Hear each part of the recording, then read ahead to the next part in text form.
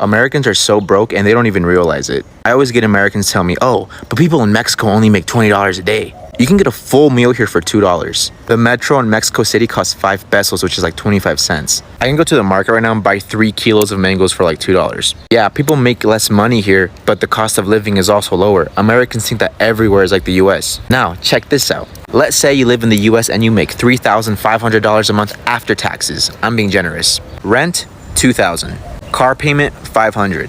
Car insurance, $200. Health insurance, $200. Phone bill, $100. Wi-Fi bill, $50. Light bill, $150. Water bill, $100. What's the point of making more money if you don't get to keep any of it? Who cares if you make $4,000 a month if you don't get to keep any of it? 60% of Americans live paycheck to paycheck, and that includes half of six-figure earners. 80% of you guys are in debt and don't own anything, and half of you guys don't even have $500 in your savings account. But let's call other countries poor and let's call other people poor. Living paycheck to paycheck your whole life and being in debt your whole life should be considered poverty, but it's not. And I know this is gonna hurt a lot of Americans, but it's the truth. The US system wants you to spend every waking moment of your life working and paying into a system that will never benefit you. Slaving away your whole life just to be retired for a measly 10 years. At least here in Mexico, we own our things, we own our houses, we own our cars, we're not in debt. But anyways, that's a story for another. Welcome back again to my channel, and if you're watching me for the first time, please consider subscribing, like and share to my channel. So folks, America is having a very different conversation that it did just a few years ago. For decades, segregation was at the center of discussions about race and equality. But today, many people, especially young Americans, are asking a very different question.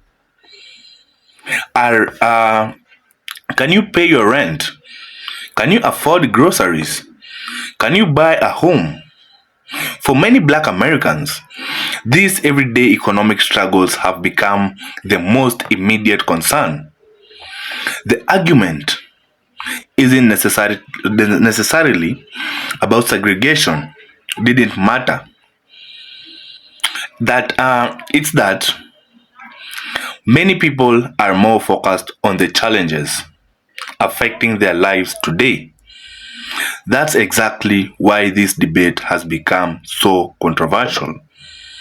So folks, without wasting much time, let's watch this video and we'll meet after the video so we can talk about what's really going on in America today. Black Americans have absolutely no reason to defend America, to fight for America, to honor America until we give reparations. Now, before y'all lose your shit and start saying, I didn't have any slaves, slavery was over 100 years ago, chill the fuck out, all right? Because that's not what we're talking about. This did not end 100 years ago. Slavery was not the end of all discrimination. It was not the end of all wealth being stripped and taken from Black Americans. Reconstruction era, Jim Crow era, Civil Rights era, the crack epidemic, there's not a point in time where America was not putting down Black Americans, taking their wealth from them, and preventing them from building capital. I went through and listed a whole bunch of Black towns that were destroyed by angry white mobs. Many of these towns were self-sufficient, and many of them had very wealthy Black residents like Jack Hawley, who had like 700 acres, a granary, a general store that was taken from him and never given back. He never got any reparations for it. That is wealth and capital that could have been passed on generationally that was stopped by white America. And it wasn't just the angry racist mobs that were causing this wealth inequality. Even though that alone should qualify for reparations, there was also the redlining. There was also the U.S. highways that destroyed neighborhoods. There was gentrification that's still happening today. In a capitalist society, those who have capital will get more capital. Those who don't have capital, even what they have will be taken from them. So while white Americans got to pass on their capital, their wealth, generation after generation, Black Americans and brown Americans had to restart over and over. Have y'all not played Monopoly? Do you know what happens when one person owns all the properties? It gets a lot less fun to play for the rest of the people. Shit, when I played Monopoly, we were ready to fight each other. My siblings, we hated each other after that game. If you were winning, you were just rubbing it in everybody else's face, and the losers were always having the worst time and end up flipping the damn board over. That is literally a perfect analogy of what is happening today. Black Americans are flipping the board over. They're tired of the game because the game has never suited them. It's getting boring. So how do we give out reparations? At this point, it would be damn near impossible to do it based on race, okay? There's so much mixing, what percentage, who would get it, it would just make a whole big mess. So that's why most people immediately stop thinking about reparations. Oh, we can't even do it. That'd be too complicated. But there is a way to do it. Y'all just don't want to give reparation. You could set up reparations that are not just cash. You're not just giving out stimulus checks. You could set it up to where people in these zip codes that were redlined can get loans, interest-free loans for houses, for businesses. Reparations does not have to be cash. It could be education. It could be welfare. It could be housing. To prevent people from gentrifying these areas because of these loans, you do it based on income. This would also benefit not only Black Americans, but Mexican Americans, Native Americans, Hawaiians, even Puerto Ricans. The entire island of Puerto Rico would qualify for this. Germany gave out reparations, okay? And they apologized. They sincerely apologized for what they did. And now look at their nation. It's one of the best places to live in the world. Hands down. Your social benefits are there. You have unlimited sick days. You have paid time off. You have affordable food, affordable housing. These are all things that were made possible because they paid reparations. I would argue if they never paid reparations, they would not have as great of a society as they do, because the people changed. The hearts of the people changed. And that's what has never happened in America. And even if this whole thing flops and nobody's life gets better because of reparations, right? At least we have shown people that we are changed by heart and that we care and that we want these communities to do better. And that would actually give these people in these communities a reason to care about America, a reason to fight for freedom.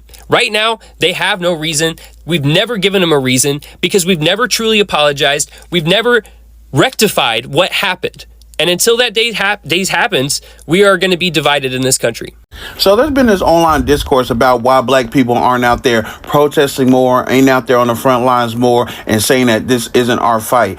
Some of my mutuals are into it and they beefing with each other. But I'm going to try to explain to those people who don't know and don't understand why Black people ain't out there. I'm going to explain to y'all, and I'm going to try to do it quickly because I want to do a longer form, but that'll be on a different platform. So here we go. I was born in 86, right? Throughout the 90s and the 2000s, one of the things that kept being said about Black people is, they need to build up their community. Why don't they build up their own neighborhoods? Why don't they own their own businesses? Why ain't they doing all this stuff? They commit the most crimes. They're the main ones on welfare and all this other stuff. And they're the main ones with affirmative action and DEI and all this other stuff. And we believed all the stuff and negative stuff that they were saying about us, our community, and our culture, right? Right. Now, fast forward to where we are now, where a lot of us are doing our research on this stuff and realize a lot of the stuff that they were saying about us was just straight up lies. We don't commit the most crimes in this country. We're not the main ones who benefit from welfare programs. We're not the main ones who benefit from DEI and affirmative action.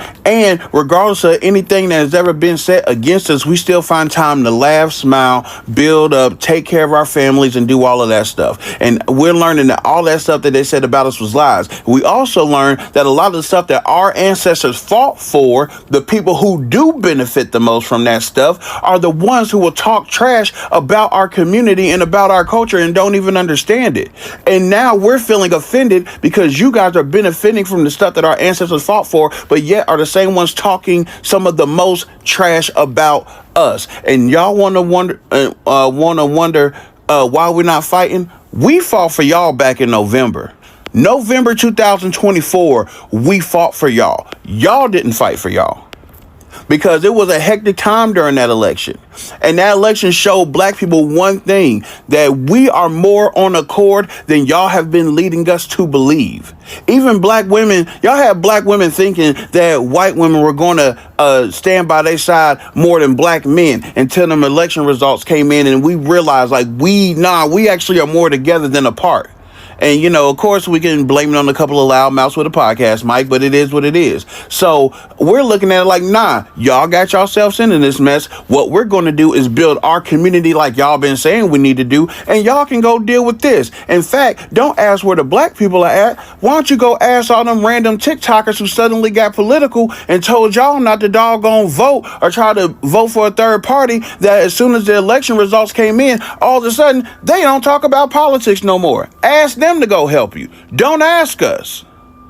That's the reason why. So just in case you need to know, that's the reason why. Latinos in the United States have not earned the support of black people for us to be demanding, oh yeah, why aren't they coming out to protest with us? Why aren't they engaging in activism with us? Because we haven't earned it at all, in the slightest. Or did you guys forget that 46% of all eligible Latino voters voted for Donald Trump in the 2024 presidential election? Or how about the fact that racism, anti-blackness, colorism, all of these things are still very much pervasive in our communities? Bro, Latinos haven't even reconciled with the fact that they can't use the N-word unless they're also black themselves, because Afro-Latinos exist. Oh, and if we're talking about Miami, oof, you'll see the whitest MAGA Latinos be like, bro, but I grew up in the hood. I grew up around black people in Overtown or in Liberty City. I could say it, bro. No one's going to stop me from saying it. It's my right. I'm not racist. I have a black friend. We haven't even gotten over that. And we want black people to go to protest with us, to engage in activism with us, putting their lives, their freedom, their bodies on the line? No. I completely understand any black person that wants to just disengage, disregard us. I get it, guys. I really, really do. And we, as Latinos, as a collective, should not be harboring resentment against black people, criticizing them, getting angry at them, questioning them. No. No. Because we've earned this. They are completely justified in feeling the way they feel and doing what they're doing. Now, I would like to give a message to the black folks watching this video. You are completely justified in your feelings and in doing what you're doing, and I respect it. But please remember that black folks are also being affected by this persecution of undocumented migrants. And I feel like that's not talked about enough either.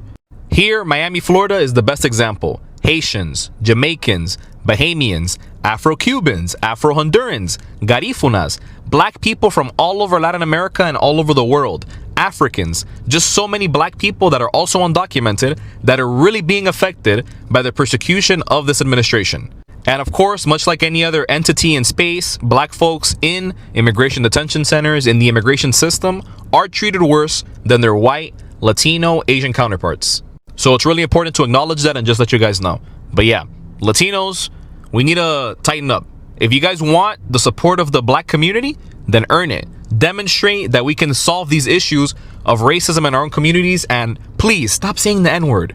If you're not black, don't say the N-word. It's really simple, actually. Unpopular opinion, but you can easily afford to live in New York City. A lot of you just want to live lives that you can't afford. You guys want to live in luxury apartments that you can't afford. You guys want to live in luxury buildings that you can't afford. You guys want to live in the best and the most expensive neighborhood that you just cannot afford. When I hear people say, oh my God, no apartment is less than $4,000. Where are you looking? Where are you looking? Because I can find plenty of apartments that are way less than that. Half of that. And this message is mostly towards people who are not from New York, because you guys move to New York and then get upset that you're not living your New York fantasy. You guys fell in love with the fantasy and the idea of New York. The idea of New York, your idea of New York is not what it is. There's a chance that you're not going to live in that luxury building and that luxury apartment if you don't have a great job. If you're coming to live in New York City and you're on a barista salary, you're going to live in like a 5th floor walk-up pre-war building. And you're probably going to have 3 roommates. That's how it starts. That's how I started. Mind you, I'm from New York, but I started that way. I lived with 3 people, and then after that, I lived with a roommate for 2.5 years, and now I live alone. I took the necessary steps to get here. And guess what? My rent has never exceeded $2,000. This city is very livable. You just do not want to live the life that it comes with. Unless you are making 6 figures and you can afford to live in a luxury apartment in the middle of Midtown,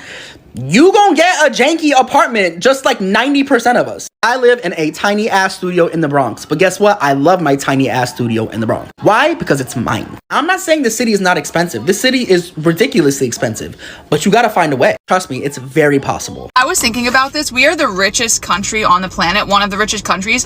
Why does it look like ass?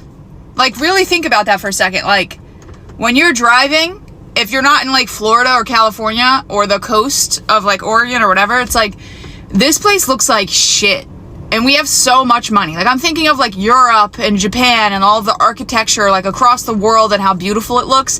Why don't we have like rose gold fucking buildings and like Why does the Kmart's and like all of the stores look like shit? Like, I don't know. I'm just thinking in my head, I'm closing my eyes and I can imagine like like look at China, like Shanghai, like the coast, like all those videos you see. That's like no joke, stunning, beautiful, high tech. You would think America would look like that with the amount of money that we have, but it just looks like, ugh, you know what I mean? Rolling back segregation. What are we gonna do? Not one goddamn thing.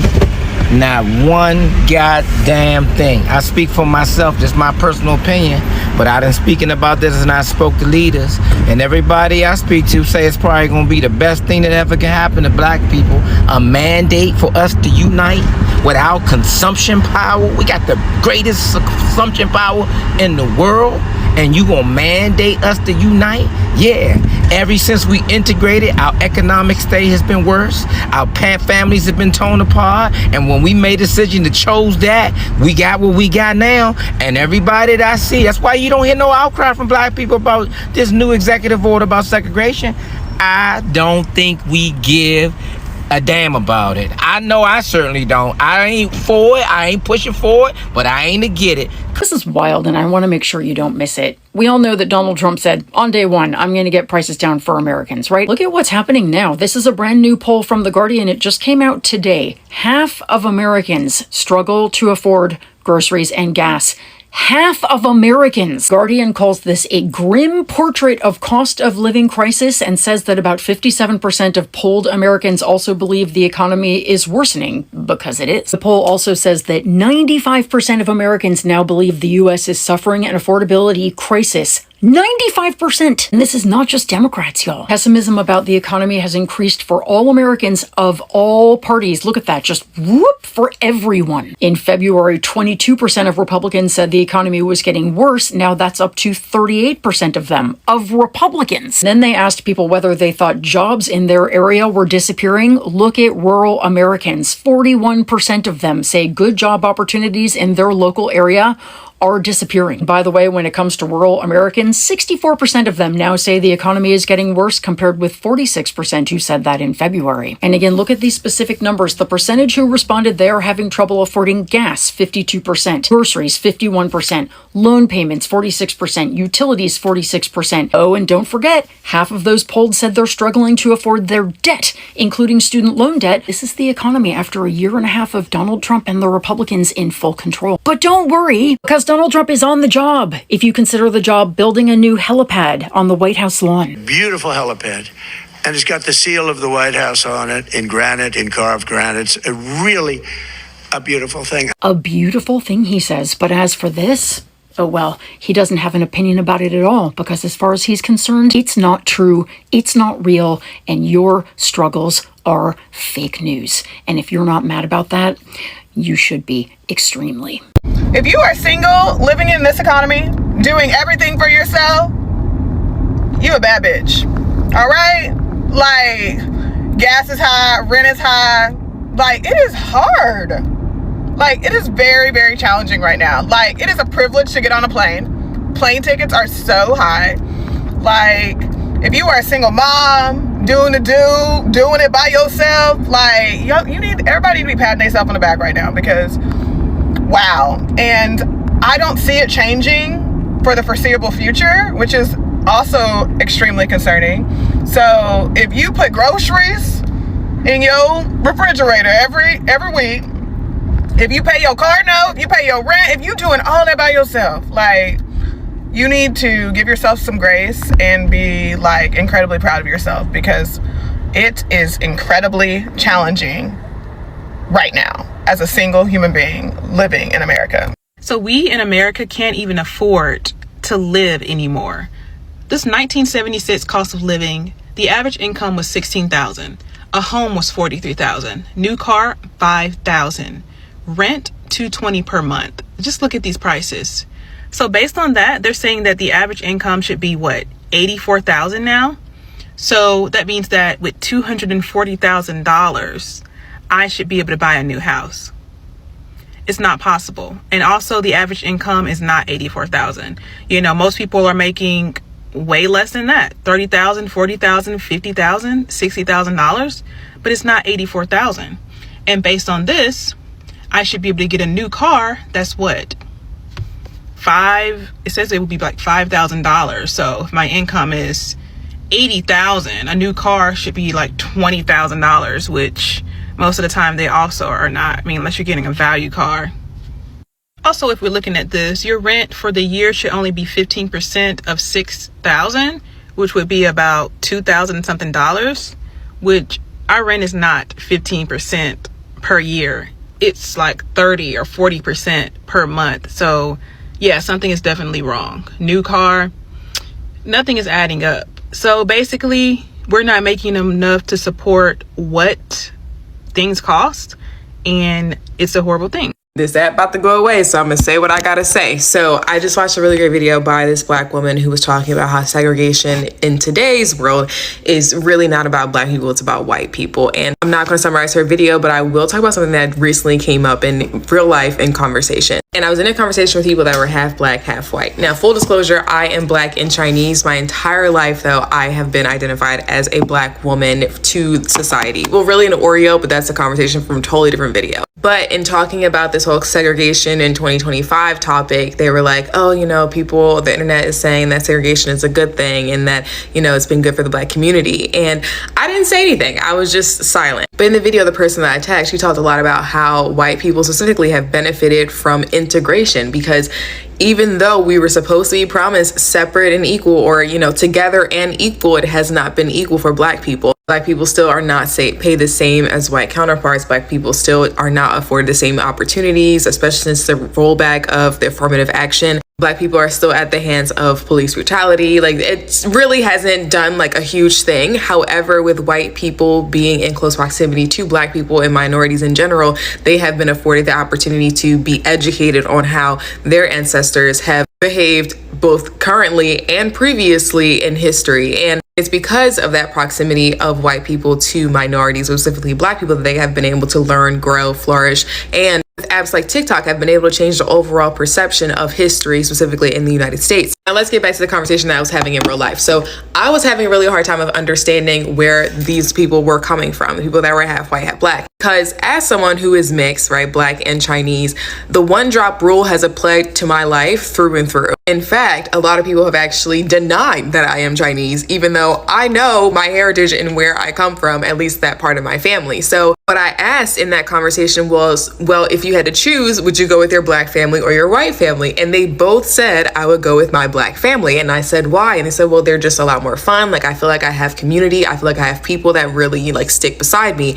And what I really think it boils down to is community, because minorities have been forced to assemble their own communities because of oppression, because of things like segregation. And in doing so, are able to support their own people regardless of, you know, what those people look like, because of the way they have been oppressed in the past. Which is why you see today a lot of black people online are like, oh, I don't care if we're segregated or whatever. But a lot of white people are like, no, we can't do this, because they would in fact lose their community. The best way that I can think to put this in perspective for people who just aren't getting it is when we look at men and women. So right now, men are going through this loneliness epidemic, right? Where a lot of women just don't want to get married. They're not really interested in dating. They are buying their own homes. They're working their own jobs. They're making, you know, their multiple six-figure salaries, whatever. They have their own businesses. They can have their own bank accounts without men. They can do whatever without men. So women are like, why would I opt to be in a relationship with a man when I can just do bad all by myself? When you look at men who typically don't have as flourishing of a community or as well-rounded of a community as women do, right? Relationships typically aren't that deep with other men. They also aren't really emotionally available with other men, or have like different opportunities where they can feel like they can be emotionally safe with other people. When they are in relationships, they seek a lot of emotional support from women because they don't have that in other aspects of their life. So the fact that women are going off and doing their own thing and don't give a damn about men, it's really hurting the men. And the men are like, no, we don't want this. But if men would actually, you know, be more emotionally available with their friends, you know, go to therapy, talk about their feelings, you know, have, you know, celebrations and birthday parties and just deeper friendships and connections and relationships like women do, then they wouldn't really be bothered if women were doing all the things that we're already doing on our own. It's patriarchal beliefs that are holding men back from living their best lives, because now that women are separate and mostly kind of ish equal, depending on who you're talking to, we can go off and do our own thing and live our best lives. Similarly, Black people have their own community, have their own restaurants, banks, shops, businesses, influencers, all of it, right? So white people who don't really have the same community, who don't have the same deep connections, don't have the same village of people to really be behind them in their own culture and their own lives, are going to be missing out because they don't have the support from minorities, aka Black people in this case. In that scenario, it's white supremacy, which hint hint is very closely related, if not cousins, to patriarchy, because if white people actually had their own communities where that were flourishing and it didn't really need to rely on minorities, and they could be fine all by themselves. In case you needed yet another example of how white people don't really have community, is since January 15th, Inauguration Day, I have not seen a single viral protest video or slew of videos. I haven't seen a single one. I'm on the internet every single day, haven't seen one. Why? Because they aren't out there. They're not protesting. There's no community. There's no organization. There's no one to really spearhead the movement. Who typically spearheads all the activism and protests and any civil rights related movements?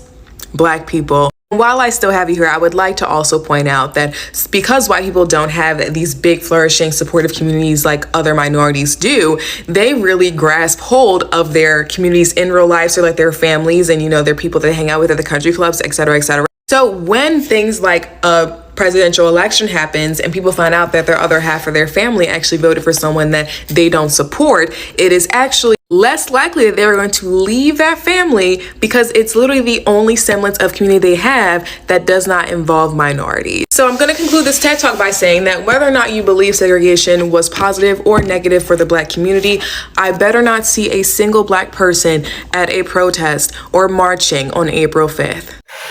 Yeah, welcome back to the channel. And the United States is facing high housing costs, rising food prices, very expensive healthcare, and growing financial pressure on working families.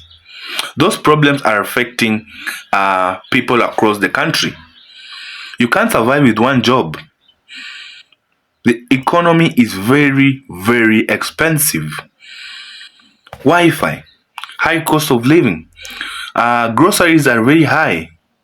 Some Black Americans argue that while segregation is an important part of American history, spending all of the day's political energy on the past won't lower rent, won't create better pay, or make grocery more affordable than it is right now. So folks, they want leaders to focus on practical solutions that improve everyday's life of the people of America. Others strongly disagree. They believe the effect of segregation didn't end when segregation laws ended, of which is true. They argue that today's wealth gaps, neighborhood inequalities, and educational disparities are connected to that history. So, discussing segregation right now remains necessary if, only if, America wants lasting solutions. But this disagreement has fueled heated discussions online and in politics. Too, some critics worry that shifting attention away from segregation could weaken efforts to address long-standing inequalities. Others believe focusing more on current economic challenges reflects that many families are experiencing every day. In other words, I'm saying the debate isn't simply about whether segregation mattered. It's about what America should prioritize right now. People are suffering. People are coming out to express how the economy is frustrating them. Imagine you are employed but you're still suffering. You don't have a penny in your pocket. So, folks, what do you think? And these crosses are all along. Whether you are white, whether you are black, you will still suffer this pain of bad economy. So, folks, what do you think? Should American leaders spend more time addressing today's cost of living crisis? Or should the legacy of segregation remain a central focus because of its lasting effects? What do you think? Share a perspective in the comments below. Don't fear. But please stay respectful. We are just giving our own opinions. The freedom of speech is what we're exercising right now.